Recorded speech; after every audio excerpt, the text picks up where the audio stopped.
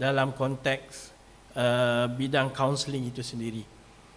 Allah SWT berfirman dalam surah Asy-Syam, qad aflaha man zakkaha. Sesungguhnya berjayalah orang-orang yang menjadikan dirinya yang sedia bersih bertambah-tambah bersih dengan iman dan amal kebajikan. Kita bersyukur kehadrat Allah Subhanahu wa taala kerana kerja-kerja kaunseling ini sebenarnya kerja-kerja yang baik. Hadis yang saya bacakan tadi, yang saya kongsikan tadi, sebaik-baik manusia adalah yang memberi manfaat kepada manusia lain. Dan alhamdulillah kita semua adalah Allah pilih untuk memberi kebaikan, memberi manfaat kepada manusia yang lain. Kita menjadi orang yang mendengar, yang memahami, yang menghayati masalah yang dihadapi oleh rakan-rakan kita, untuk kita memberikan jalan keluar supaya mereka dalam keadaan stabil dan dapat menjalani kehidupan dalam situasi, dalam suasana yang normal dan dapat mengabdikan diri kepada Allah Subhanahu wa taala. Jadi teruskanlah usaha kerja-kerja yang mulia ini dengan niat yang ikhlas kerana Allah Subhanahu wa taala. Semoga Allah Subhanahu wa taala menerima segala amal perbuatan kita, amal kehidupan kita di dunia ini sebagai ibadat di sisinya, insya-Allah. Saya ingin sama-sama menarik perhatian kita untuk menghayati tugasan ini supaya kita dapat laksanakannya dengan terbaik, terus menerus selagi ada hayat di kandung badan, insya-Allah.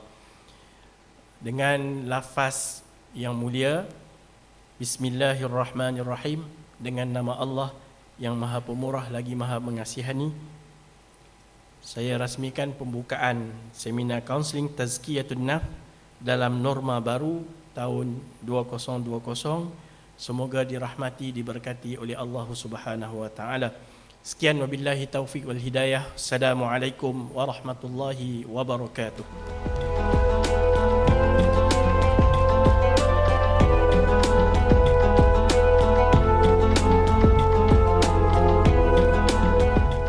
Waalaikumsalam warahmatullahi taala wabarakatuh. Sekalung penghargaan juga terima kasih diucapkan kepada Tuan Haji Noor bin Kasim, Pengurus Besar Operasi Domestik menanggung tugas Ketua Pegawai Modal Insan, di atas ucapan perasmian beliau sebentar tadi. Majlis kini diteruskan dengan ingin menjemput dan persilakan Tuan Haji Noor bin Kasim diiringi div-div kehormat untuk mengambil tempat di hadapan sebelum kita memulakan slot kita yang pertama pada pagi ini. Dengan segala hormatnya dipersilakan.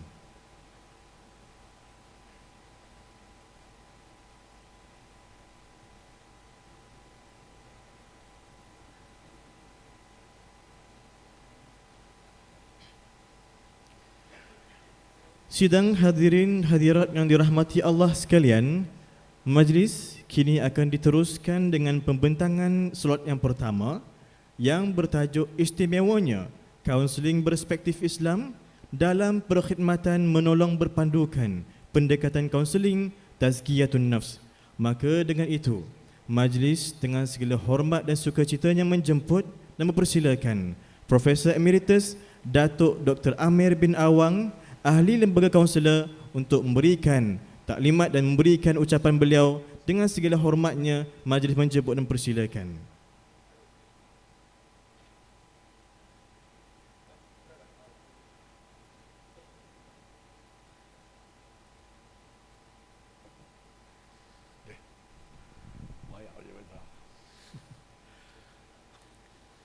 A'udzubillahi minasyaitonirrajim. Bismillahirrahmanirrahim. Alhamdulillahirabbil alamin, wassalatu wassalamu ala asyrafil anbiya'i wal mursalin wa ala alihi washabihi ajma'in. Rabbi shrah li sadri wa yassir li amri wahlul 'uqdatam min lisani yafqahu qawli.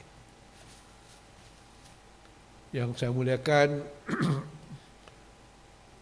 Tuan Haji Norbir, Pengurus Besar Operasi, Tamu Haji, bekas anak buah saya Dr. Zahrin, rakan karib saya Dr. Muhammad Noor, anak buah saya juga Dr. Aisyah, kawan lama saya Dr. Haji Amir, nama serupa. Tuan-tuan dan puan-puan yang saya hormati sekalian. Saya tak tahu suara saya ni, kata orang serak-serak basah. Tak tahulah, dia memang kahak problem. Saya bersyukur kehadrat Allah SWT kerana dengan limpah izinnya dapat saya dengan isteri saya berangkat ke Kuala Lumpur naik ETS semalam sampai dapat rehat di sini, dan pagi ini dengan bantuan Maizatul dan Syazwani saya dibawa ke Menara Tabung Haji, satu landmark yang masa muda-muda saya dulu cukup hebat lah. Orang sekarang tengok Tabung Haji tenggelam sebab apa, banyak lagi yang skyscraper yang lain. Saya mengucapkan terima kasih juga kepada Dr. Zarin yang telah mengajak saya bersama-sama tuan-tuan dan puan-puan di dalam seminar yang bagi saya, Dr. Makno, Dr. Saleh Sihat dan lain-lain, bagi kami adalah satu peluang yang baik untuk kami mengajak tuan-tuan dan puan-puan melihat satu dimensi yang sebenarnya wujud jauh lebih lama daripada kaunseling konvensional. Sebab itu saya kata istimewanya kaunseling. Terima kasih banyak. Ini orang kaunseling ke ni?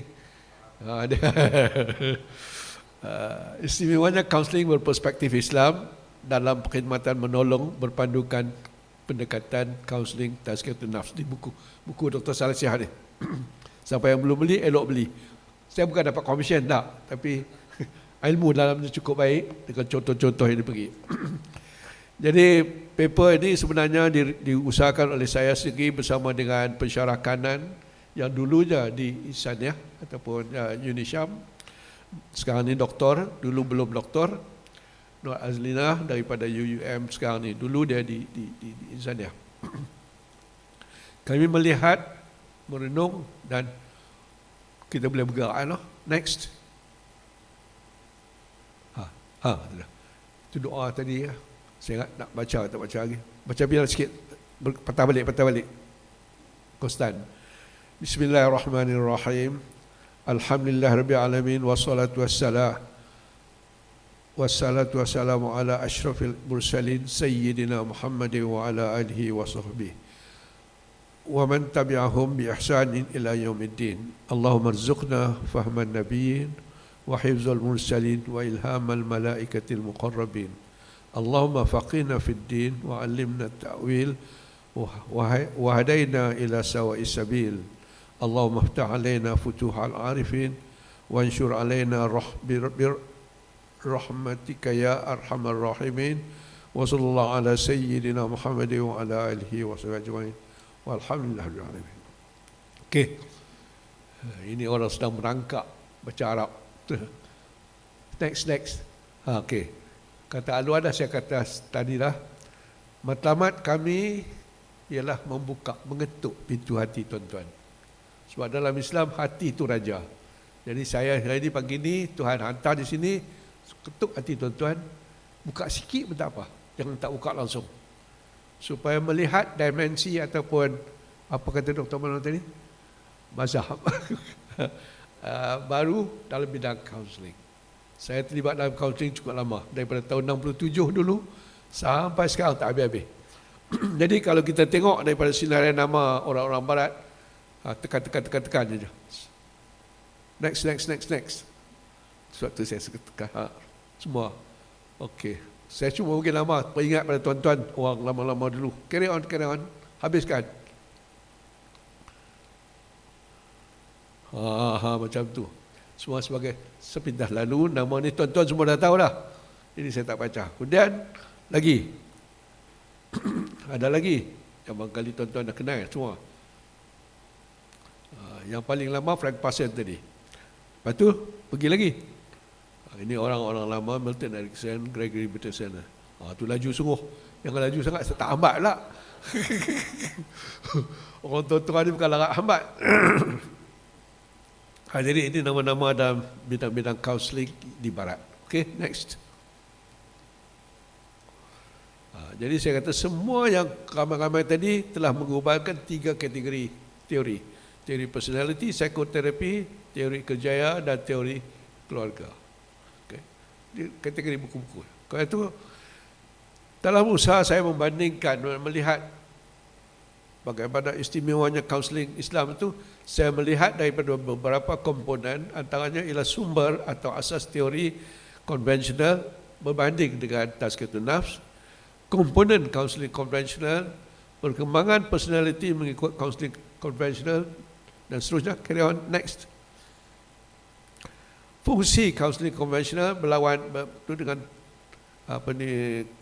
tazkiyatun nafs, obligasi kaunseling konvensional, hubungan kaunselor klien, elemen penting dalam hubungan kaunseling konvensional, kemahiran kaunseling, matlamat kaunseling konvensional dan tazkiyatun nafs. Kemudian kalau kita tengok semua, tuan-tuan bacalah macam-macam buku, macam-macam. Tapi popular di Malaysia ni Korea lah tau. Dia orang Korea. Kalau tak ada buku Korea, tak sah. Dulu zaman-zaman mula-mula kaunseling start, buku Amir Awang. Kalau siapa tak baca buku Amir Awang, tak boleh faham. Wallahualam. Buku kecil ya. Teori konvensional ni memang fungsional. Memang dia menolong. Saya tak kata yang barat tak baik. Kita duduk dia selama yang kita gunakan, sama ada RBT ke, nak reality ke, kognitif ke, whatever, dia fungsional sebab dia dapat menolong. Dia dapat menolong. Tapi saya kata up to a point, sampai satu tahap saja. Dia tak boleh langkah lagi. Sampai dunia aja. That's all. Sampai akhirat dia tak tahu. Next. Semua teori man-made dibuat oleh manusia. Carl Rogers baik, Sigmund Freud baik, siapapun, semuanya dicipta oleh itu melalui eksperimen-eksperimen yang mereka buat. Dan berasaskan dapatan-dapatan duniawi sahaja. Akhirat tak pernah wujud dalam kajian mereka. Tak pernah. Sebab mereka terlalu mementingkan benda-benda yang konkret, measurable dan tangible. Okay, next. Cakap campur-campur boleh tak? Bahasa Arab cakap bismillah ya. Tazkiyatun nafs mungkin tidak punya teori seperti teori barat. Memang mungkin, wallah, saya kata mungkin sebab saya ni budak di luar pagar. Ambil galah tolong jolokkan. Baru duduk merangkak, duduk belajar tazkiyatun nafs. Lain daripada Dr. Makno. Dia pejam mata pun dia boleh semua hafal semua. Saya tak boleh. Sebut pun kadang-kadang tak berapa betul. So mujulah dia ada, alhamdulillah boleh tolong. Kemudian tapi dia berpandu kepada nafs, sunnah, ijma' dan qiyas. Dan kata Rasul kan, aku tinggal padamu dua benda, Al-Quran dan sunnahku. Selagi kau pegang pada dua ni, insya-Allah tak sesat. Dan memang betul. Okay, next. Tadi pun Tuan Pengurus pun sebut tentang betapa mustahaknya orang kaunseling ni buat baik dan untuk menolong. Dalam teori-teori barat, kita nampak selalu ke mana kita pergi baca pun 3 domain, dia panggil domain dalam bahasa psikologi. Itu ya, Aisyah. Iaitu kognitif, kepala otak, psikomotor, fizikal dan afektif. Saya tak tahu pasal apa afektif, selalu dia kata sini hati. Hati di sini. Bila kita dia pegang di sini, saya pun tak tahu. Yang saya tahu sini jantung. Wallahualam. Saya bukan doktor ubat. Okay, next. Tapi dalam tazkiyatun nafs kita ada 6 domain. Apa dia? Sekurang-kurangnya. Itu sebab apa saya tak tahu. Mungkin Dr. Maknon lebih tahu lebih daripada 6. Wallahualam. 1, jasad. Kalau tak ada jasad bukan manusia lah. Dan 2, akal. Semua ada akal. 3, ada qalb, hati, nafs, ruh dan emosi. Itu perspektif daripada tazkiyatun nafs lain. Dari segi situ pun kita kata nampaklah istimewanya tazkiyatun nafs. Dia melihat kepada manusia lebih global, lebih menyeluruh daripada apa yang dilihat oleh conventional theories. Okay. Dari segi kualiti pun ada, quantity ada 6 berbanding 3. Dari segi kualiti dalam tazkiyatun nafs ada yang tangible macam juga orang putih, ada yang tak tangible macam juga orang putih kognitif. Tetapi apa yang ada dalam tazkiyatun nafs ialah ghaib, yang tak nampak, iaitu roh. Tak tahulah siapa bisa jumpa roh. Bila masyarakat di Mekah tanya Rasulullah apa dia roh, Kata Rasul, itu hak Allah. Ya. Aku pun tak tahu sangat. Kena nafs. Nafs ni kita orang Melayu kata nafsu lah, nafsu kan. Nafsu makan, nafsu tidur. Saya nafsu tidur. Dah sampai peringkat ni nafsu tidur. Letak kepala ghaib. Ghaib tu lain. Qalb kadang-kadang orang sepegang sini. Saya pun tak tahu di mana. Ustaz saya masa saya di Brunei, dia kata qalb itu bukan physical qalb, bukan hati yang tu, tapi adalah segumpal daging. Macam mana wallahu alam, yang di dalamnya terletak dia jadi macam raja, bos, big boss, menentukan tingkah laku kita, pemikiran kita dan perasaan kita. Okey. Next. Personality dalam teori konvensional tidak ada hierarki. Ya, kalau kita tanya Carl Rogers kata seorang tu sihat apabila dia fungsional. Artinya tahu bercakap, tahu tidur, tahu merasa, itu fungsional lah. Kalau dia mula tak kerti, makan pun tak kerti, tidur pun tak kerti, celaru. Itu tak fungsional. Tapi di dalam dalam teori tazkiyatun nafs, kita ada hierarki. Macam naik tangga. Pernah naik tangga tak? Pernah kan? Rumah moden sekarang tak ada tangga. Masa rumah zaman dulu-dulu semua ada tangga, rumah kayu. Okey. Saya cakap dia faham ke tak tu? Saya ni pure orang Kedah. Masa mengaji dulu pensyarah saya marah kat saya.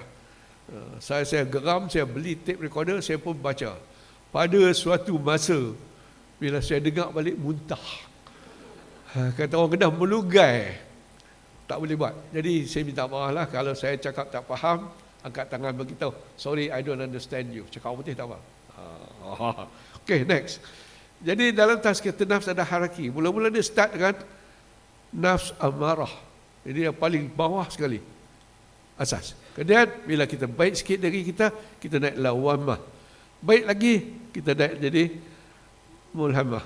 Naik lagi mutmainnah, naik lagi radiyah, dan seterusnya sampailah kamilah. Ada 7 tangga yang kita naik.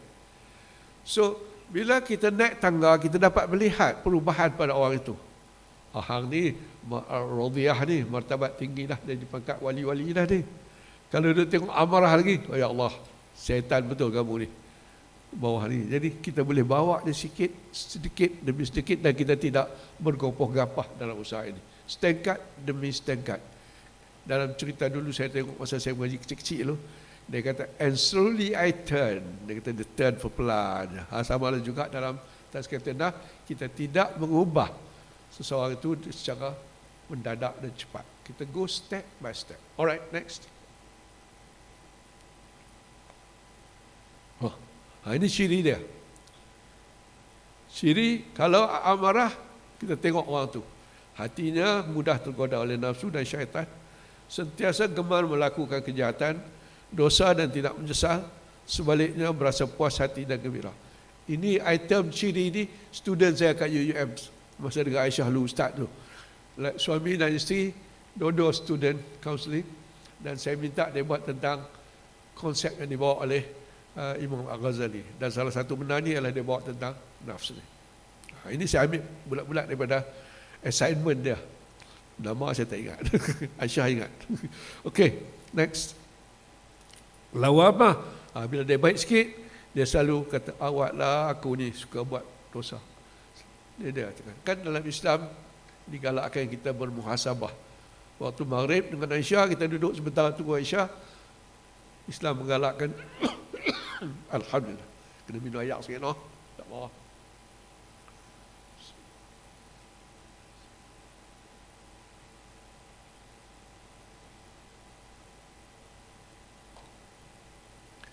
Dia menggalakkan kita merenung. Maksud saya di Jepun dulu, Jepun cuba bawa konsep muhasabah, tapi konsep muhasabah sana lain sikit daripada kita. Kita buat hari-hari, dia buat 6 hari. Duduk dalam kunci satu bilik tu, dia menangis. Dia menyesal apa yang dia telah buat, terutama terhadap ibunya. Makan minum pun ada orang menghantar. Dia tak keluar dari bilik. Itu naikkan terapi di Jepun dulu. Kerana bila kita dah berasa dosa, kita istighfar, dan Tuhan kata, aku ampun semua dosa kamu kecuali satu. Tuan-tuan tahulah kan apa yang Tuhan tak ampun. Okay, next. Dan mulhamah dan naik setingkat lagi, menjelma apabila individu dapat menewaskan dorongan nafsu amarah dan lawamah. Bila kita ada tackle 2 tingkat, kita naik tingkat ketiga. Dan pada masa ini kita dah mula bermurah hati, sedekah, selalu bersyukur. Bersyukur ni kadang-kadang kita orang Melayu ni selalu kata Alhamdulillah. Tapi ada ustaz bagi tahu saya lebih daripada itu. Bersyukur artinya buat apa yang Tuhan suruh, tinggal apa yang Tuhan tegah. Itu lebih bentuk bersyukur. Dan nafsu mutmainah setingkat lagi. Nafsu Ustaz tak ada baca lagi. Nafsu yang agak bersih dan suci tapi belum jernih. Kata ustaz saya bersih. Bersih itu satu hal, buang kotor, tapi yang jernih tu, yang crystal clear tu, itu hati yang lebih istimewa. Murah hati, suka bersedekah, tawadhu', arif dan bijaksana, kuat beribadat, bersyukur, redha dan bertakwa. Dan sekarang ni banyak dah YouTube. Beribadat ni mana-mana pun boleh. Istighfar dah boleh. Kita selawat dah boleh. Kita tahlil boleh. Macam-macam kita boleh. Tak semestinya duduk ketika sembahyang. Jadi orang macam ni dah sampai martabat radhiyah. Next. Sudah kita naik kepada tangkat. Next. Mana dia? Mardiyah. Nafsu yang lebih tinggi tahapnya segala perlakuan mereka diredai Allah, mempunyai budi pekerti yang elok dan terpuji, lemah lembut dalam percakapan, sentiasa selesa berdampingan dengan Allah, selalu berfikir tentang kebesaran Allah. Alhamdulillah. Redha dengan segala ketentuan Allah. Ini tingkat mardiyah. Ini tingkat sahabat para sahabat lah. Dan kita usaha. Sebab ada kita dapat tak dapat, wallahu a'lam, itu hak Allah nak beri. Jadi dalam counseling kita dapat melihat, kita boleh bawa klien kita stakah demi stakah. Next. Dan tingkat yang teratas, of course lah, tingkat para Rasul dan Nabi. Nabi Muhammad, Nabi dan Rasul yang terakhir, tak ada lagi lah Nabi. Kalau dia kata Nabi, tak tahulah, wallahualam. Okay, next. Boleh kan? Boleh follow kan? Kalau tak, ya, Alhamdulillah. Dia dari segi fungsi, kalau ini jarang ya, ini yang kadang-kadang saya frust. Sebagai kaunselor, saya frust kadang-kadang bila orang buat kaunseling, dia mikirkan satu aja. Seolah-olah kerja ada baiki. Saya kata tidak. Kerja kaunselor ataupun tugas atau fungsi kaunselor itu 7. 4 lah. Nombor satu sekali mencegah. Prevention is better than cure. Jadi kalau kita dapat buat seminar, buat program, buat latihan dalam kumpulan dan sebagainya di sekolah, di tempat kerja untuk mengurangkan masalah punting sekolah, masalah kerja lambat dan sebagainya, maka isu itu akan kurang. Kita bukan saja duduk tunggu ada pejabat, orang ada orang datang. Tidak. Kita kena go out. Keluar, jumpa, buat program supaya mencegah daripada dadah misalnya. Berapa ramai misalnya di sekolah kita buat program mengenal diri yang menggunakan Holland instrument. Berapa ramai kenal diri, saya sosial, saya investigatif, saya apa-apalah kan, ada enam macam Riazek tu. Tak tahulah, saya tak pernah dengar. Kemudian kita mengembang. Kita adakan program-program mengembang. Kalau dia potensinya adalah untuk jadi arkitek, maka kita jemput arkitek daripada luar datang. Pernah waktu anak saya dimarah di balik pulau tu, ada perjumpaan dengan ibu bapa, saya tanya kalau sebulan RM1, boleh tak ibu bapa sedekah dekat kaunseling? Selalu kaunselor kata, maafi foolish, tak ada duit. Saya kata, minta lah. Tolonglah kami, bantulah kami nak bantu anak-anak, tuan-tuan dan perempuan. RM1 sebulan. Kadang jatuh pun tak sedar. Jadi sedekah niat untuk anak-anak. Kata ibu bapa, anytime. For our children, anytime. Bukan cakap putih. Kata. Jadi kita inisiatif kita sebagai kaunselor tu kan. Kemudian baru kita pergi ke memulih. Bila dah kita buat mencegah, kita buat mengembang, bilangan yang betul-betul datang menjumpa kita will be very small. Dan kita boleh concentrate masa yang lebih banyak kepada kumpulan yang hardcore tadi, yang betul-betul menderita. Kan? Saya dalam kuliah saya tak bagi pakai perkataan masalah. Masalah ni pening kepala. Isu, bangkitkan satu isu perkara. Kan? Kemudian melerai krisis. Melerai krisis pun bukan hari-hari berlaku. Kerana mak bapak bergaduh, anak risau dan sebagainya. Kemudian kelima, mendidik dan menulis. Tak ramai lagi. Kecuali yang buat master, buat PhD, baru ada projek. Kalau tidak, suruh dia buat, dia tak buat. Padahal dia boleh rakam. Ada seorang datin. Dia buat counselling dengan seorang klien yang depres, yang buruk. Apa dia buat? Dia rekodkan semua dan akhirnya dia dapat keluarkan sebuah buku. Sebuah buku case study tentang macam mana dia merawat case anak yang begitu rapat dengan bapak dia meninggal, dia down. Dia terbantu. Dia bantu gunakan konvensional dan juga Al-Quran Al-Karim. Dia mengembangkan diri profesional. Hari ini CPD wajib, tak boleh lari. Siapa yang jadi kaunselor berdaftar tiap tahun. Hari ini tuan-tuan boleh dapat berapa poin? 4 poin. Kena dapat 10 saja setahun. Rasa saya lah kalau tak salah saya. So 4 dah poin. Hadir ni 1 hari setengah. Ringan dah tu. Tapi kena buat. Sebab apa? Kalau tak buat, budaya kita bukan budaya membaca. Kalau di barat, dia suka membaca. Saya tengok masa saya di England dulu, kawan nak jual buah apple tepi jalan, dia duduk, dia baca. Masa saya pergi Jepun, kita nak makan burger lah macam-macam, pagi-pagi breakfast. Hamba Allah Jepun tadi sambil makan, sambil baca. Budaya dia lain daripada kita. Kita tak. Kita kalau berjumpa, siap, sembang tak habis. Meleleh-eleh, sembang kan. Jadi, dipaksakan membaca. Saya ingat masa saya mengaji kat Universiti Melayu tahun 60-an dulu, masa kat universiti, bukan lagi. Rapi-rapi gini-gini, kita buat gini-gini. Tapi bila dah dapat kerusi pusing tu kan, swivel chair tu, dah tak baca dah. Sungguh, itu budaya kita buat sebenarnya. Kena ubah. Now where am I? Dia mengembangkan diri profesional dan mengendalikan perundingan. Ini saya seronok dengar di antara anak-anak buah saya, Dr. Aisyah sendiri, Dr. Zarin, ada lagi lah kawan-kawan yang buka klinik. Buka klinik, ada orang datang berjumpa. Berjumpa. Satu, itu satu sumber pendapatan untuk dia nak hidup. Kedua, dia buat kebajikan. Peluang untuk buat kebajikan cukup banyak.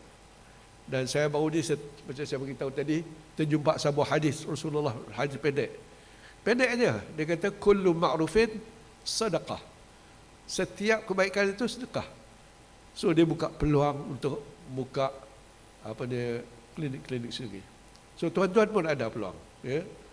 Saya dah tak larat nak. Kalau voluntary saya bagi. Kalau nak buka klinik sebab nak kena time dia, nak kena tu mati badan. Cukuplah yang saya lepas. Zaman saya sama membantu dan sekarang ni orang yang dibantu dah berupaya untuk bantu orang lain, bantu. Okay, next. Kemudian selain daripada 7 fungsi ini, kita semua kena buat. Kita kena tambah lagi tazkiyah, membersihkan hati. Itu membersihkan hati klien kita tadi. Bila hati bersih, clear. Dan lagi satu yang selalu saya ingat, bila kita ada ilmu, Tuhan bagi ilmu ke kita, balighu anni walau ayah. Pesan Rasulullah pada kita. Dan kalau kita tak jawab, tak buat, di akhirat esok jenuh nak menjawab. Masa tu dah tak ada nak jawab lah. So jadi buat cara kaunseling Islam, walaupun kita sampaikan satu macam tadi Tuan Pengurus tersebut dalam Al-Quran kan, kita orang yang buat kebajikan pada orang tu, kita dah membantu kan, balik. Kemudian next, bukan habis pukul bapa tadi, cakap-cakap lebih banyak. Okay. Kemudian untuk meningkatkan diri dari nafs, kita kena bersih. Proses membersihkan hatinya adalah ini. Next. Tazkiyah, pembersihan hati dan penjernihan. Hati tahap dah. Okey? Apa kita buat? Proses tazkiyah ini adalah proses membuang, takhalli, stamping out apa yang buruk dan menggantikannya tahalli dengan yang baik. Ini macam siapa yang belajar CBT, Cognitive Behavior Therapy. Kadang-kadang fikiran kita diganggu macam-macam fikiran. Jadi kena bersih fikiran itu dulu, baru kita boleh berfungsi dengan baik. Islam pun dia mengajakkan apa di kaunseling tazkiyatun nafs pun suruh kita bersihkan hati kita, yang dalam hati kita buang yang buruk. Lepas tu baru masukkan yang elok supaya tidak bercampur baik buruk. Okay. Dan melalui 5 proses. Okay, next. Proses tazkiyah nafs. Satu, muhasabah. Itu bertaubat, sabar, khauf dan roja. Ini konsep ini saya pinjam daripada mufti daripada Sarawak. Masa saya hadir satu seminar pergi Sarawak, tak ingat tahun bila, di Kuching. Kita kebetulan masa itu mufti Sarawak juga dijemput, dia bercerita tentang taubat. Jadi kita muhasabah diri, kita bertaubat. Dan Islam selalu pesan kepada kita supaya kita bertaubat sebelum sampai mati. Dan pejam mata, habislah, pintu taubat dah tutup. So bertaubat bukan susah. Istighfirullah, astagfirullahalazim. Istighfar tu kalau kita janji dengan Tuhan, tak buat lagi, aku tak buat dah, tak buat. Dan lepas tu kita sabar.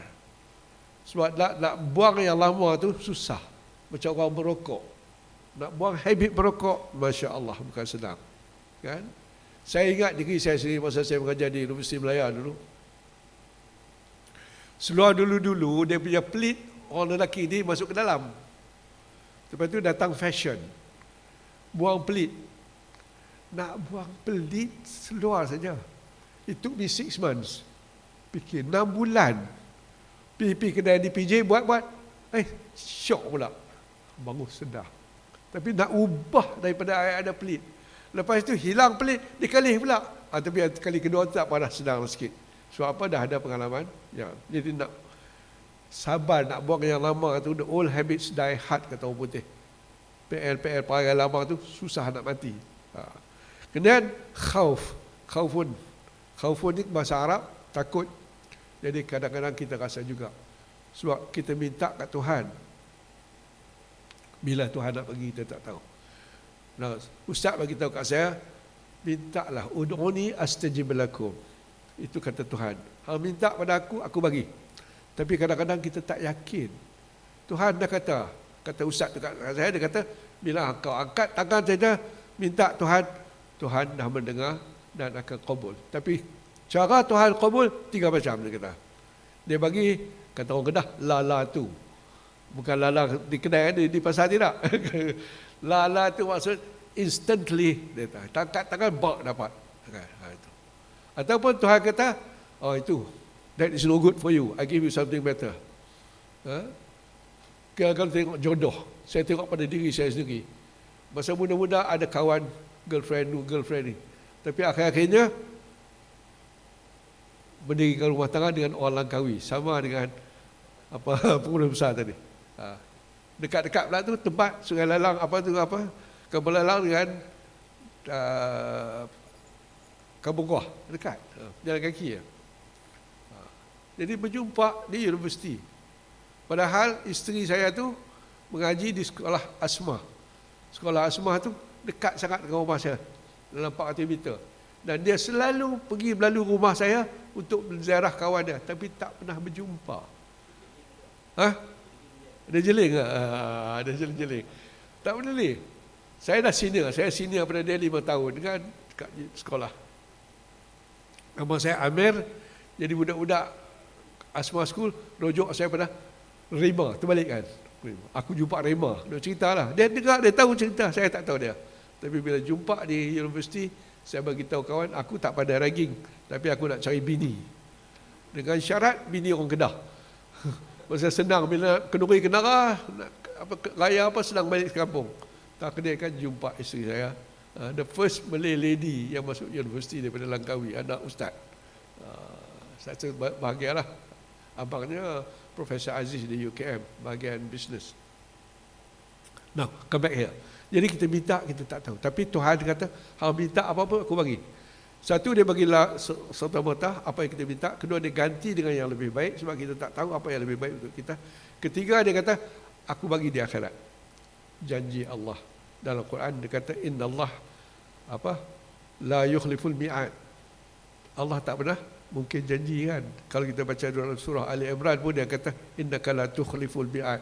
Bila dia janji akan bagi kepada kita apa yang dia bagi pada para rasul dalam surah itu.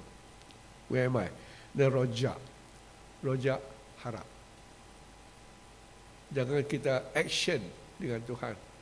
Kita meminta, masa kita kena jangan berhenti meminta. Jangan berhenti minta. Tak nongol gigi insya-Allah. Saya dah 84 tahun dah umur, gigi dah ada lagi. Hari-hari minta ke Tuhan.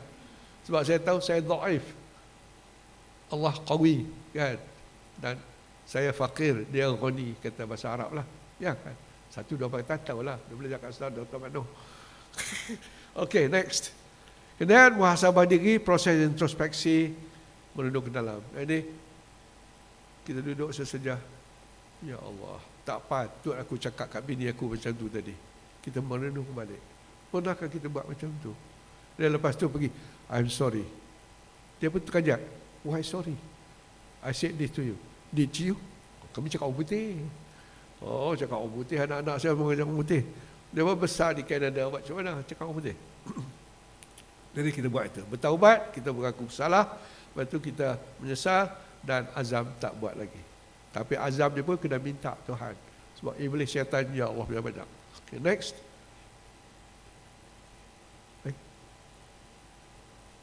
Siapa dia main balik? Siapa? Hal lain. Next.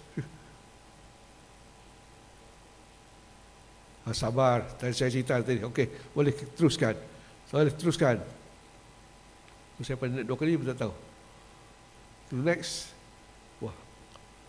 Lagi next. Hai, pasal apa dia nak 2 kali? Rojak lagi. Bukan rojak lah. Rojak mamak punya. Ini rojak. Dan seperti tadi saya sebut dah, tahali dan takhali. Dari segi obligasi, Ustaz, obligasi. Saya tak tahu Melayu kata apa, tak tahu. Macam kata pura besar. Dia punya obligasi. Kalau dia dijemput, dia mempunyai obligasi untuk memenuhi harapan orang itu. Mana juga dengan counseling, kita mempunyai obligasi, konvensional obligasi hanya pada klien. Dia duduk tu, carry on, tell me more dan sebagainya kan, itu. Tapi dalam tazkiyah, kita terikat dengan apa yang kita janji dengan Allah. Innamal a'malu binniyat. Setiap apa yang kita nak buat, kita selalu niat dulu. Dan niat itu adalah janji dengan Allah. Dan kita kena tunaikan apa yang kita janji dengan Allah dengan seikhlas mungkin. Next. Dari segi hubungan pula. Kita duduk. Dia suruh buat apa? T kah? L kah? Duduk. Dan kita pun duduk, tertib je. Lepas tu, dengar dia cakap. Mata, eye contact. Kan kalau kita tengok baca buku Egan tu, skill helper tu, dia kata apa? Solar. Sit squarely, open minded dan sebagainya lah. Dan tapi dalam counselling, kita tengok dulu dia dalam barat punya. Macam mana barat, dia ada dia punya diagram dia. Text. Tu dah.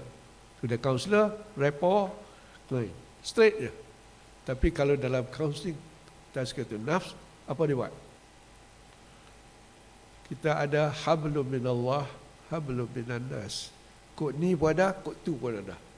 Horizontal ada, vertical pun ada hubungan. Dua hala. Okay, next. Hubungan dengan Allah, hubungan dengan semua makhluk. Itu dalam tazkiyatun nafs yang kita diajar dalam teori ini. Okay, next. Kemudian Carl Rogers kata tiga perkara dalam hubungan yang penting adalah genuineness, ikhlas, unconditional acceptance, jangan pilih bulu, dan deep empathic understanding. Artinya faham betul-betul apa yang dirasai oleh klien. Tapi dalam counselling, tazkiyatun nafs apa ada? Selain daripada 3 ni, kita ada niat. Bila kawan masuk, kita dah kena niat, ya Allah tolonglah aku nak tolong budak ni. Dan ikhlas. Ikhlas ni Tuhan tahu. Kita boleh tipu manusia. Ihsan.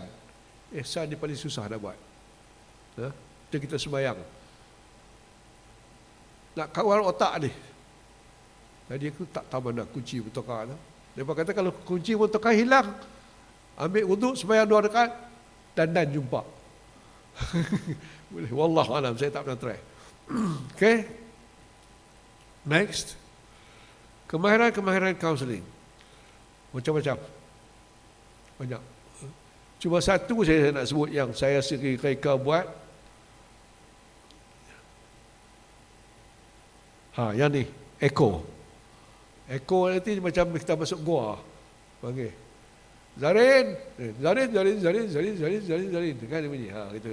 Begitu juga. Jadi dalam counselling saya dapati daripada pengalaman saya, kalau budak itu express feeling, saya ni frust lah.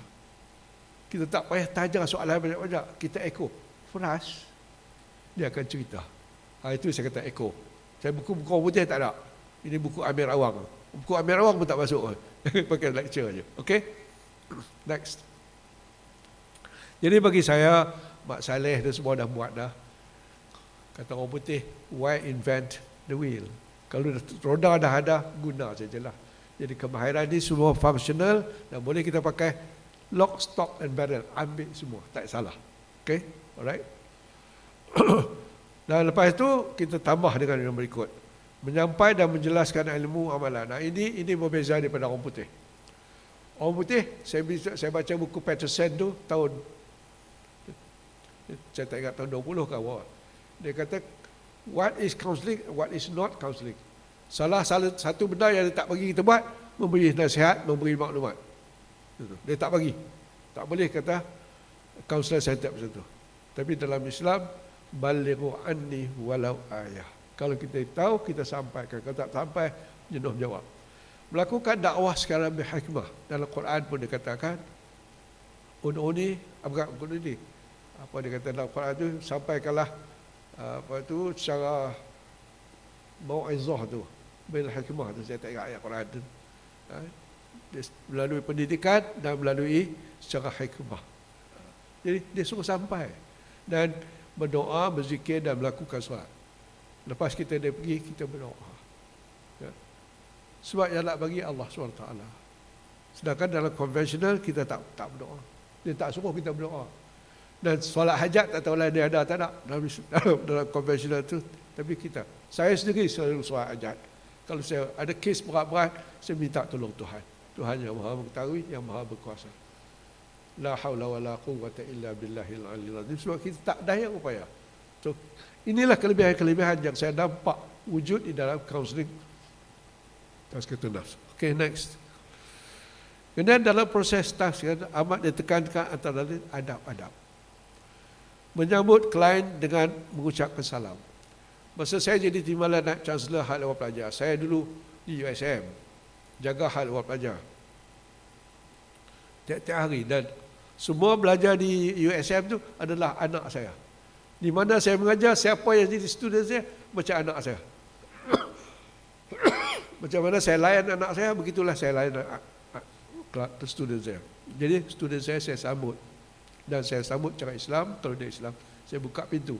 Dari kerusi yang empuk, saya bangun, saya buka, Assalamualaikum, salam ke dia, ajak dia duduk. Dan bagi dia, sebab dia tetamu saya kata, pick your choice. Duduklah tak mana nak suka. Tidaklah kata, oh please sit down there. Macam-macam kita buat. Tapi kita buat cara Islam, kata, yuk, kita raih dia duduk. Lepas itu baru saya duduk, pilih, dan saya beritahu sekretari, no phone, no nothing. Jangan masuk, jangan ganggu. Sebab saya nak mendengar apa yang saya nak raih tetamu saya ni. Saya pun bagi salam, dah habis salam, sekretari, siapa nama ni, main mana, pasal sampai saya memang santai dulu. Lepas tu baru tanya, what can I do? Oh, what brings you here? Kerana cakap orang putih di USM ni banyak cakap orang putih. Jadi what brings you here? Dia pun diam. Dia diam, saya pun diam. Saya tak, cepatlah. Tak.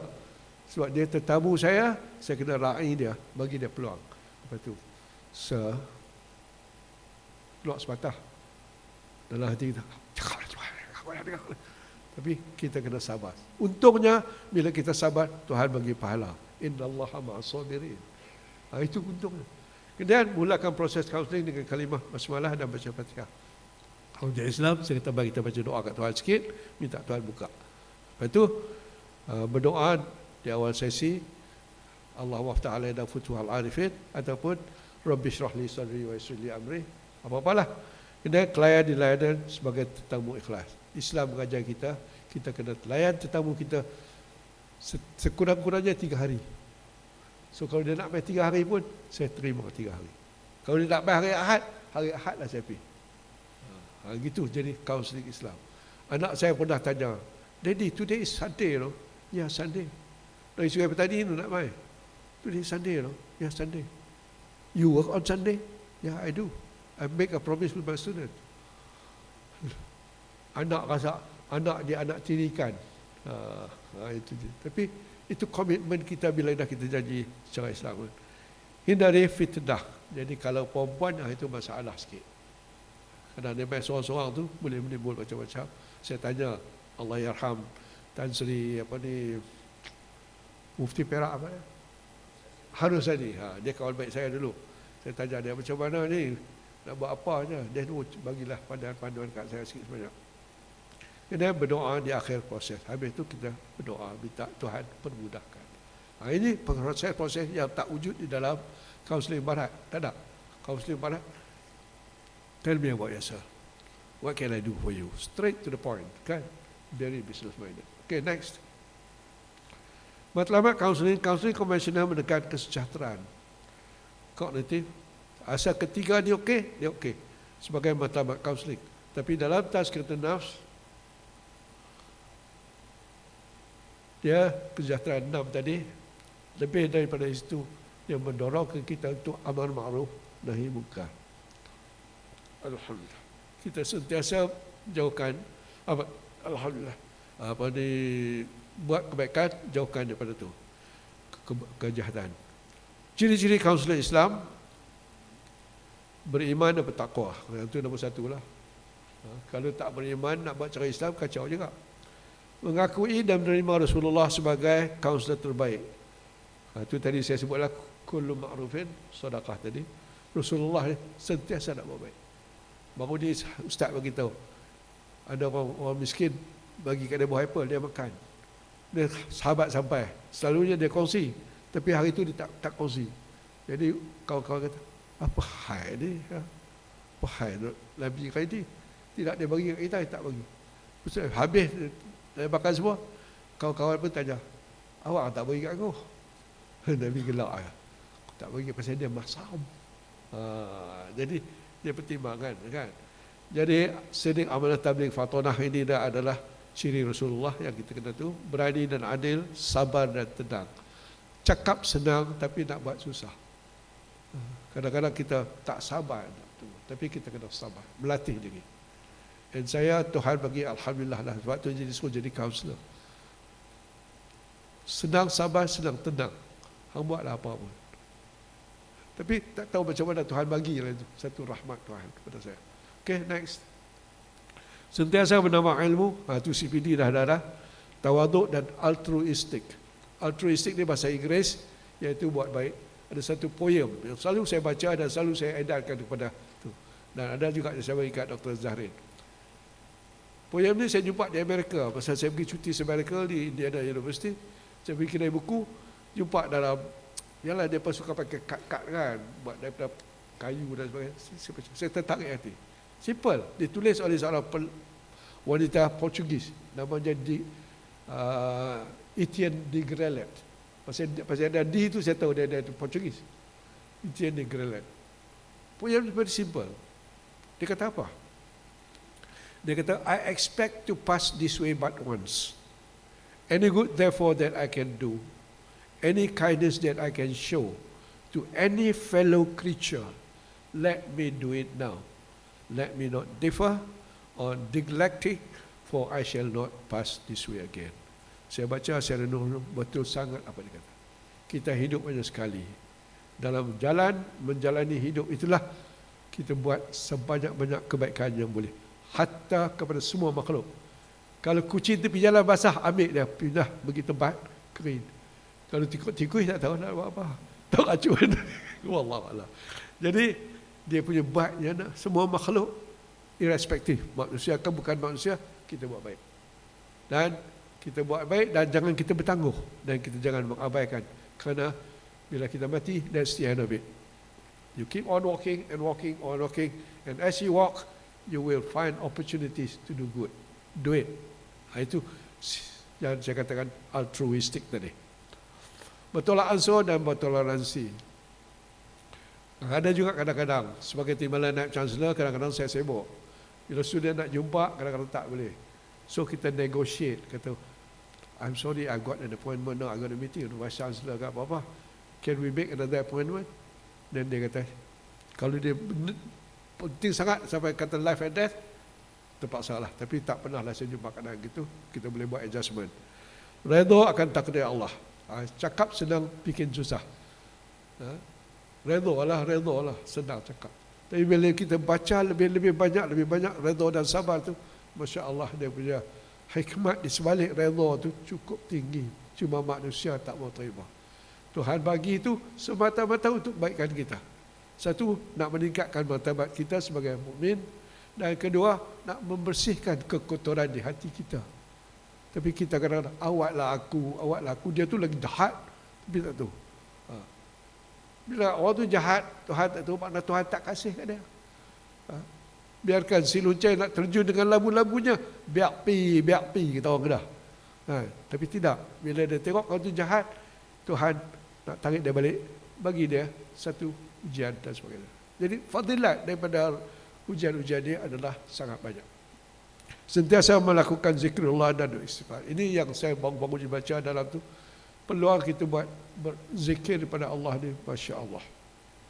Duduk dalam kereta boleh, jangan dalam jalannya, jangan dalam bilik ayak aja, jangan duduk zikir, tak boleh. Kata Ustaz, lain tempat, makan dululah. Jangan pula Bismillahirrahmanirrahim. Astaghfirullahaladzim. La ilaha illallah. Macu. Jenuh bini tunggu tu nak makan. Abang makanlah dulu abang. Cerah-cerah tu sedap pula. Jenuh cerayak kan. Jadi guna peluang-peluang ni. Dan saya ingat waktu saya pergi Turki dulu, ada kedai crystal glass. Dia tulis ayat-ayat Quran dalam kristal cantik-cantik. Saya pergi nak cari Bismillahirrahmanirrahim. Nak beli 3 untuk anak saya, kerana Tuhan kata bila kau mulakan satu kerja, mulakan dengan bismillah. Nak suruh mereka letak atas meja masing-masing sebagai memperingati. Tapi Tuhan tak bagi, tak ada, habis. Dia kawan tu kata, ambil yang ni. Saya pun ambil satu lagi. Bacalah, tapi baca pun tak erti. Sebelah Arab. Balik ke rumah, buka cari-cari, ada dalam Quran. Saya tengok surah apa. Dia kata, a'udzubillahi minasyaitonirrajim. Dia kata, ala bidzikrillah tatma'innul qulub. Ingatlah, dengan mengingati Allah, hati menjadi tenang. Jadi itu kata Allah, bukan kata kita. Dalam Quran itu panjang lagi, innallaha fatatulah, panjang sikit satu ayat. Dia suruh kita sentiasa mengingati Allah, dan kalau kita sentiasa berzikir, kita duduk bawa kereta tu pun, bukan nak buat apa pun, selawatlah pada Rasulullah. Sekurang-kurangnya esok di akhirat kita dapat syafaat Rasulullah tu tunggu kita. Jadi peluang dalam kaunseling Islam banyak untuk buat kebajikan.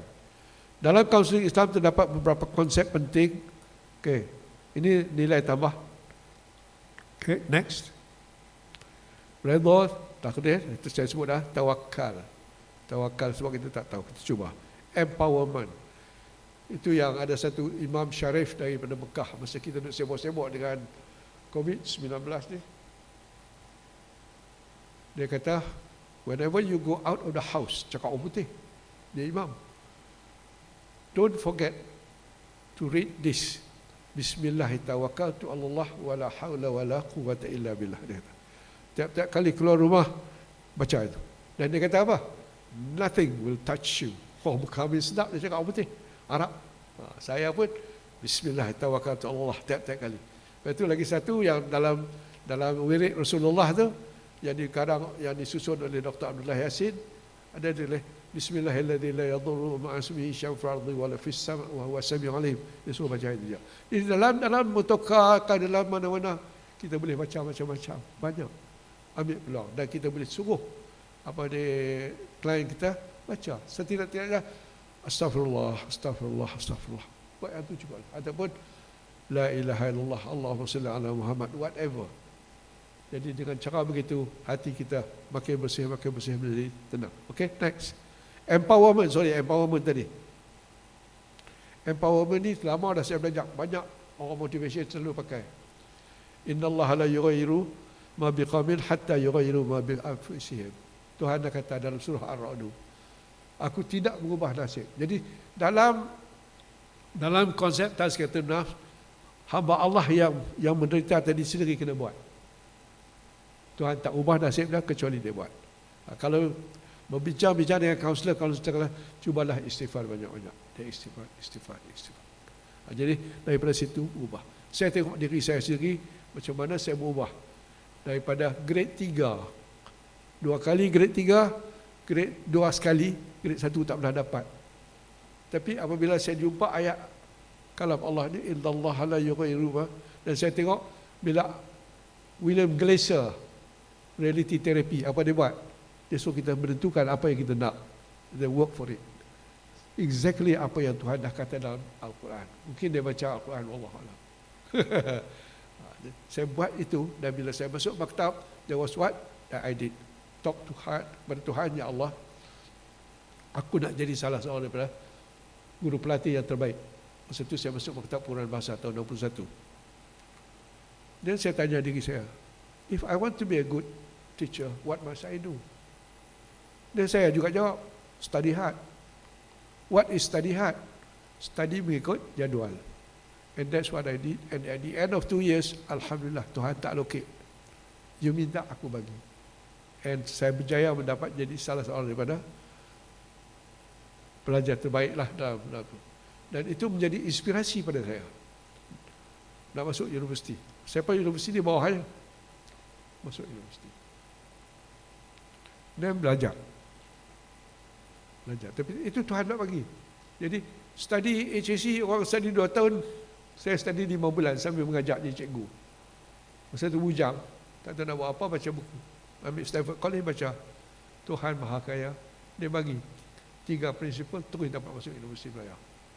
Nak masuk Universiti Melaya tak ada duit, tengok gelang mak, arwah mak saya, mak boleh nak cek pinjam gelang mak? Hang nak buat apa? Cek nak pergi ginjat. Orang Kedah ni kata ginjat, pasal apa? Dia punya pajak gadai tu tinggi, kalau tak ginjat tak nampak orang dalam. Ginjat itu, nak ginjat, nak buat apa? Nak pergi mengaji. Mak kata apa? Tak ambil.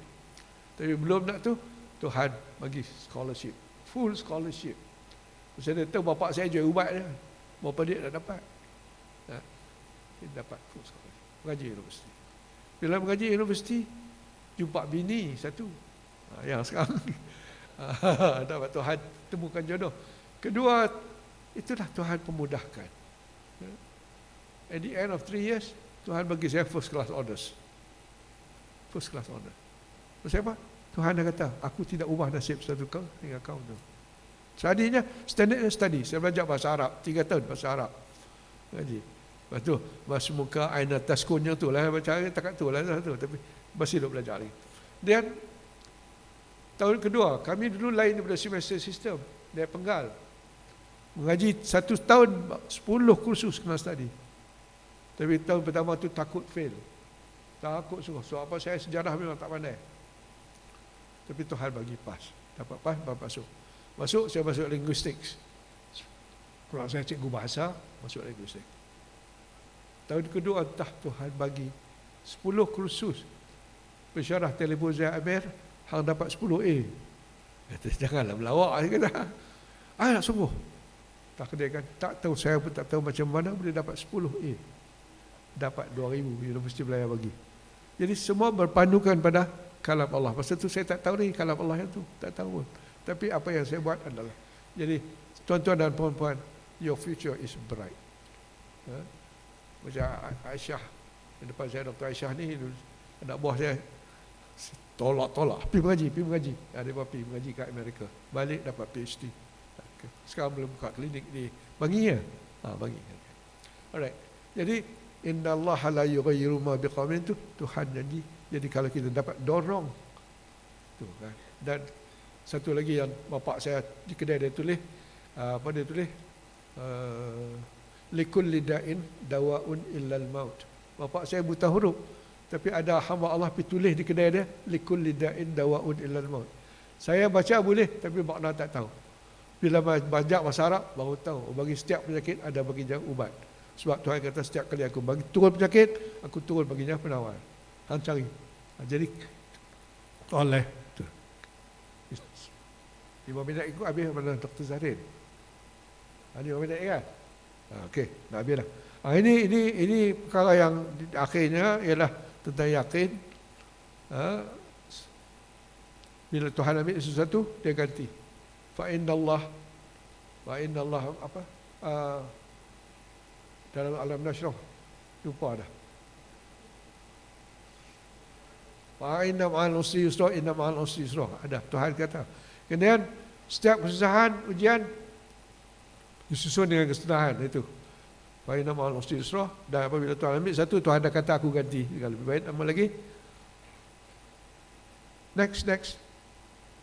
Banyak yakin boleh baca jari kau no.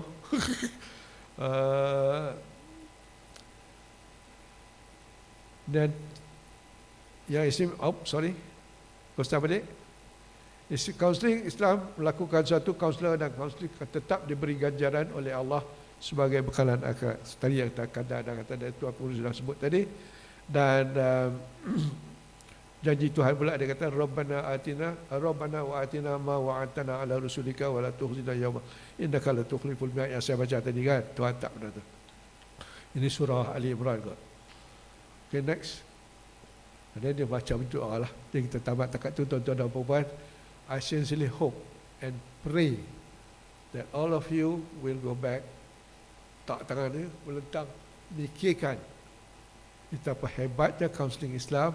Tapi pergi cari buku ni dulu baca. Murah yang saya ingat berapa 20 lebih, tak berapa ingat tahu. Ada lagi satu, saya tanya Dr. Zahrin tadi lupa.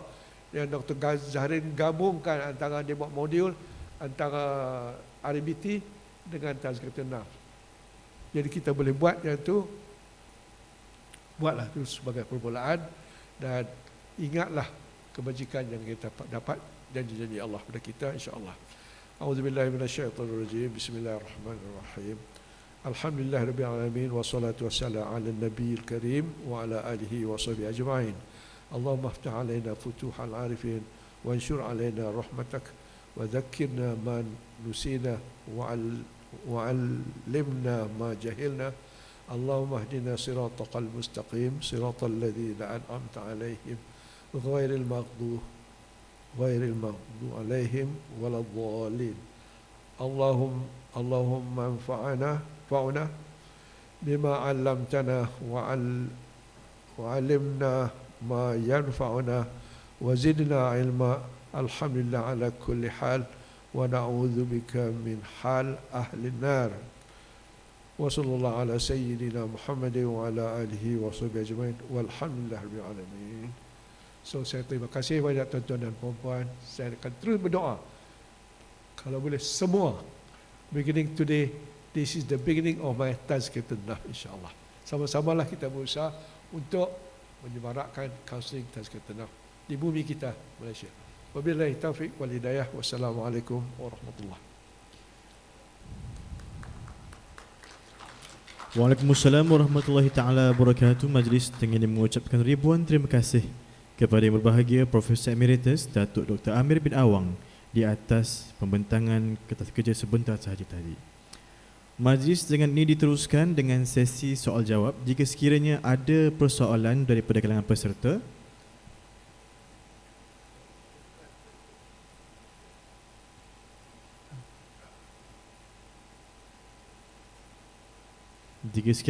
boleh angkat tangan dan Urusti akan memberikan mikrofon kepada tuan-tuan atau puan-puan yang mempunyai sebarang persoalan. Saya berharap bukan saja soalan, kalau boleh, kalau ada pandangan-pandangan tuan-tuan dan puan-puan, kita kongsi peluang ini, kesempatan ini dengan baiknya. Moh kita, orang Perak ada.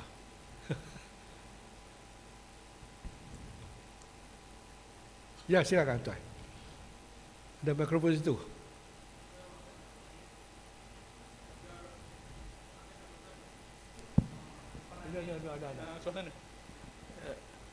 Bukanlah seorang kaunselor yang berdaftar, hanya sekadar pembimbing Pengamatan saya melalui pembacaan dan perbualan kawan-kawan, kalau betul kalau salah tolong betulkan, kerana ramai ulama juga dalam ni, di tempat yang ramai ulama pun TS ni kan. Rasulullah memberi khidmat kaunseling melihat permasalahan orang datang. Kalau orang tu datang orang yang bersifat bakhil, ya Rasulullah, beri aku satu amalan apa yang aku patut perbetulkan. Rasulullah kata kamu kena banyak bersedekah. Datang lagi orang yang mungkin ego, Rasulullah kata kamu kena turunkan egomu, kamu kena bersama-sama mereka yang kategori rendah gitulah. Dan pelbagai saya dimaklumkan banyak orang yang berdatang kepada Rasulullah itu bertanya mengikut apa permasalahan yang dihadapi oleh klien datang. Jadi apakah tazkiyah ketuhanan ini juga termasuk dalam luar lingkup ini, maknanya kita memberi khidmat melihat kepada suasana atau masalah yang dihadapi oleh klien kita. Macam saya di sekolah, saya ada pelajar yang autism, saya ada pelajar yang disleksia, belajar fizikalnya tingkatan 3, tapi ABC-nya masih lemah, Iqra masih lemah, jadi saya paksa mengajar mereka walaupun saya ada hierarki di sekolah, tapi saya turunkan ego saya mendekati pelajar-pelajar yang autism, pelajar yang disleksia. So apakah ini satu daripada kaedah yang harus kita laksanakan atau kita implement dalam kita memberi khidmat kepada masyarakat? Sekadar pandangan. Yang persoalan. Terima kasih. Terima kasih. Yang kenyataan pertama itu memang benar. Setiap kali orang datang jumpa untuk sesuatu daripada Rasulullah, Rasulullah diberi satu kelebihan oleh Allah SWT dan dia dapat tahu apa dalam hati hamba Allah itu dan dia cuba memenuhi kehendak itu. Nah, tentang soalan berkaitan dengan special group ini, saya tak pasti apa kementerian buat, tetapi di dalam kementerian ada bahagian pendidikan khas, ya. Dan ada di kalangan student kami di Unisyam misalnya yang berkelulusan tapi dia ambil kaunseling dengan hasad bahawa matlamat apa di kemahiran-kemahiran dan ilmu kaunseling dapat membantu dia memahami orang yang berlainan daripada dia. Dan bagi kita sebagai kaunselor, bila kita tengok Carl Rogers kata apa positive regard, acceptance, non positive regard, katanya kita menerima, bukan dikehendak dia, tapi kita, Tuhan bagi satu hati yang begitu baik, kita boleh menerima ada tu, buat semampu. Dan sebab itu saya selalu mencadangkan pada student saya, the moment you graduate with a degree, saya kata form a group, professional group, terdiri daripada orang yang autism, yang pandai autism kah, yang special ed, whatever, polis, penjara dan sebagainya, supaya bila ada isu-isu tertentu boleh bincang bersama. Mungkin dalam hal ni saya nak minta Dr. Manoh, you adalah hal dia hebat dalam tu. Mai tadi cerita sikit jawapan tadi, tambah ilmu ni kita kena kongsi kan. Mai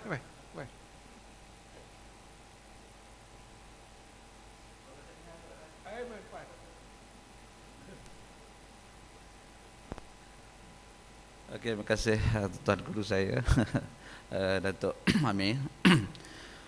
Sekejap lagi kita akan berkongsilah dalam slot saya selepas ini. Cuma sedikit mungkin pandangan daripada apa yang Datuk ceritakan tadi. Memanglah kalau kita ingat tentang konsep yang awal-awal tadi pun, udung ila sabili rabbika bil hikmah. Hikmah itu apa? Kebijaksanaan.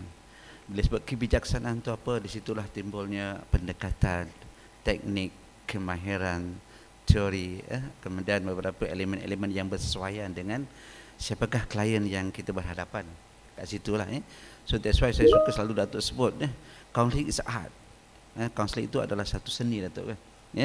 Di mana kita lah yang menguasai seni itu dan kita akan melakukan mengikut apa keperluan daripada klien itu sendirilah. So bagi saya tidak ada masalah lah di mana yang of course lah apa keperluan klien pada ketika itu dan bagaimana pendekatan Rasulullah SAW dalam membantu dalam pelbagai kedudukan klien.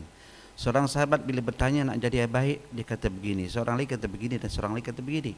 Dia tak sama walaupun soalannya adalah sama, kan? Itu apa maksudnya? Bagaimana pendekatan itu mengikut kebijaksanaan dan hikmah dalam proses untuk nak bantu bimbing. Ringkas tu Datuk, boleh kau boleh tuan InsyaAllah apa yang tuan buat tu teruskanlah tahniah. Ada komen-komen lain lagi? Kod-kod ada? Kalau tak ada, tuan-tuan lagi ada? Sorry, minta maaf. Sorry. Assalamualaikum warahmatullahi wabarakatuh. Datuk, I just want you to elaborate. Tadi you mention menghindari, right? One of the tanggungjawab kaunselor adalah untuk menghindari, when you meet dengan clients, you kena hindar daripada benda-benda yang tak elok. And you mentioned about you dapat some tips daripada Mufti Perak and you didn't elaborate. Tadi Datuk tak elaborate. Can you please elaborate? Because dalam counselling, helping profession ni selalu banyak masalah di situ. So if you can elaborate, macam mana kita nak hindar daripada benda-benda yang akan membawa masalah di masa depan. Terima kasih banyak. Terima kasih. Ini berkaitan dengan al-fitnah tadi. Saya kata bila klien tu perempuan, kita lelaki, kemungkinan timbul fitnah tu banyak. Dan saya ingat masa saya mengaji Quran sekolah Melayu dulu, ustaz saya orang Arab, Syekh Tawab almarhum sekarang. Dia kata al-fitnatu na'imatun anallahu man aiqadhaha. Dia kata fitnah itu tidur. Dilaknatkan Allah sesiapa yang membangunkannya. Jadi fitnah itu serius dalam Islam, kan. Jadi bila kita buat counselling, ada perempuan, bila ada dua perempuan, seorang perempuan, seorang lelaki, kata dalam hadis Rasulullah, adalah tetamu. Saya tanya akan macam-macam buat. Jadi sebab tu kemungkinan. Dia ada cadangkan kepada saya supaya buka pintu, cakap. Saya kata, saya gaul kepala, saya kata pening sikit sebab apa budak dia pun mari secara sulit-sulit kalau dia buka itu. Nah, dia kata, bawa lah kawan dia seorang. Pun masalah. Jadi akhirnya, kalau tak ada juga alternatif yang terbaik untuk dia, then the welfare atau kebajikan klien tu, dia kata, pertimbangkanlah elok-elok. Jadi saya buat itulah, saya berdoa kat Tuhan, auzubillahi minasyaitonirrajim, baca doa banyak-banyak, minta Tuhan jauhkan gangguan iblis, dan kita buat. Yang tu adalah yang dia ada bagi. Masa tu dia jadi qadhi besar Pulau Pinang. Kawan baiklah. Okay. Terima kasih. Baik, alhamdulillah, terima kasih banyak diucapkan. Jadi one more sikit. Jadi di akhir slide tadi ada nama nama saya dengan email saya dan juga handphone saya. Handphone saya ni saya buka 24 jam. Sebab bagi saya, siapa call dan minta kongsi pengalaman, itu adalah satu rahmat Allah SWT pada saya.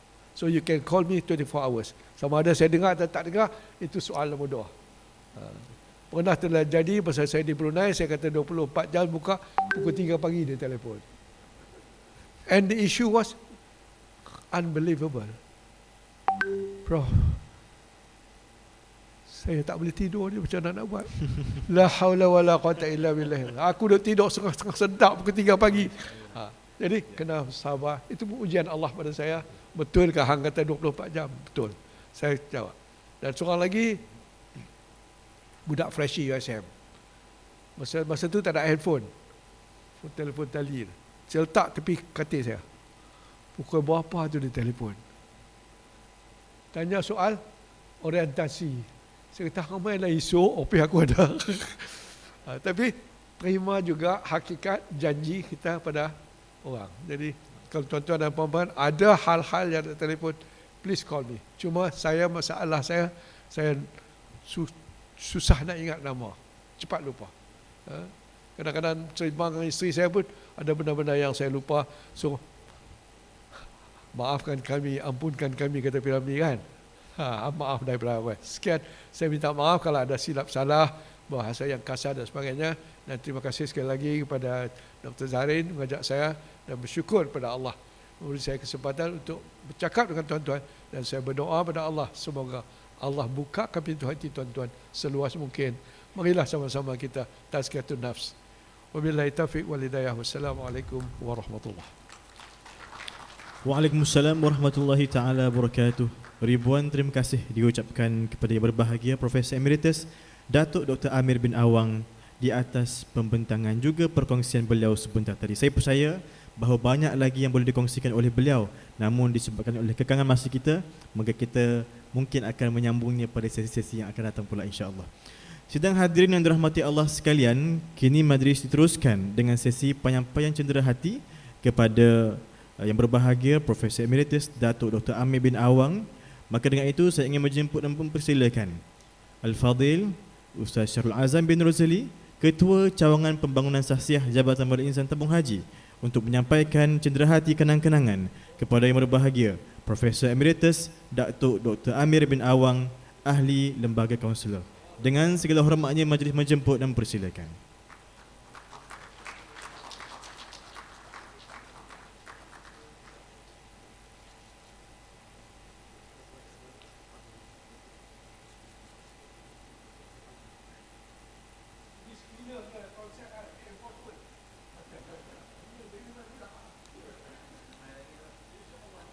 Alhamdulillah, terima kasih banyak diucapkan kepada Al-Fadhil Sahibul Fadilah Ustaz Syahrul Azam bin Rozali di atas penyampaian cendera hati kenang-kenangan sebentar tadi. Sidang hadirin yang dirahmati Allah sekalian, kini majlis kita akan berehat seketika untuk memberikan laluan kepada sesi minum pagi. Maka insya-Allah tuan-tuan dan puan-puan boleh melihat di sebelah kiri dan kanan dewan, pihak Rustia telah pun menyediakan juadah minuman ringan untuk santapan pagi dan untuk kesegaran. Jadi dipersilakan tuan-tuan dan puan-puan untuk menjamu minum pagi dengan segala hormatnya, dipersilakan. InsyaAllah kita akan teruskan dengan slot yang kedua yang bertajuk Membentuk Jati Diri Keluarga Sakinah, Mawaddah dan Rahmah dalam pendekatan kaunseling tazkiyatun nafs, yang akan disampaikan oleh yang berbahagia Dr. Haji Ma'nur bin Syapir, Presiden Persatuan Kaunseling Syar'i. Maka majlis dengan ini ditangguhkan seketika untuk memberikan laluan kepada sesi minum pagi.